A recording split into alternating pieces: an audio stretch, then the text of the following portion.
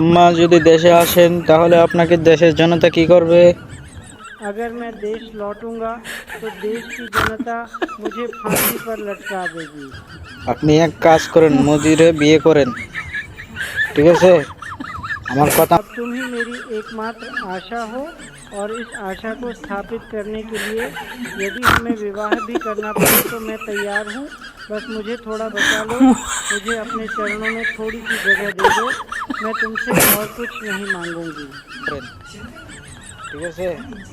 আমার কথা মানেন, কথা ঠিকঠাক তো?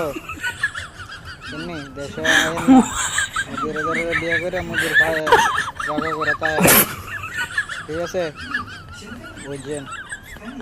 দেশের হালচাল ভালো না, আমি করেছি দেশ আছি, আমি দেশ আনছি, ঠিক আছে? ভালো দেখতেন মোদির লগে, ভালোবাসা দিয়েন।